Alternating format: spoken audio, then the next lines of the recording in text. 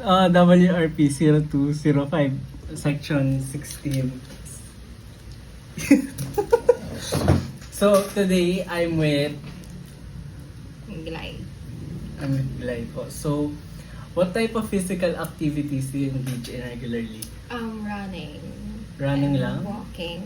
Minsan Ah. yoga or nag-workout. Saan po kayo usually nag-run? Sa UST po. O di kaya nagte-treadmill sa condo, sa building. So, ano po yung nagpapamotivate sa inyo para maging physically active? Yung health ko po, gusto ko po maging healthy. And mas maging malakas kasi nag-duty din.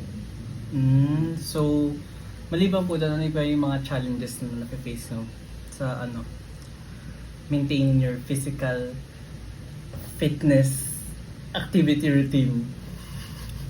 As I, of course, mentioned earlier, yung duty, nagiging, siya, challenges siya kasi, nakakaano siya ng time. Time consuming, kumbaga. Yeah. So, how do you face these challenges po? Time management. So, kung kuwari di ka makapag-workout ngayon, like babawi ka sa susunod na araw, Tsaka gano'n. magpa-plan. Ang galing. Okay, so ano po yung mga strategies nyo para maging consistent kayo sa workouts? Ayun, pinaplan ko kung kailan ako. Kunyari, 3 times a week. Kung saan ako available. Sunday, Wednesday, and Friday. Okay, so ano po yung mga benefits na kukuha niyo sa pagiging physically active? Mas nagiging strong. Strong in what way?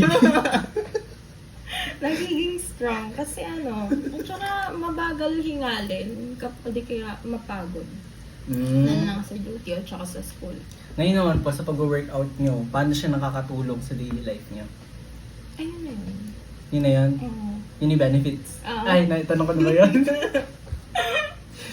So, ano po magiging advice nyo sa mga watchers natin about sa pagiging physically active?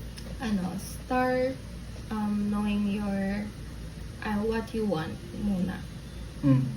Kunyari, gusto mo maging fit or healthy, edi go, mag-start ka kung kunyari, running ba gusto mo or mag-workout. So, sa tingin nyo ba hanggang sa future, ma-maintain nyo yung pag-workout nyo? Okay. That's it!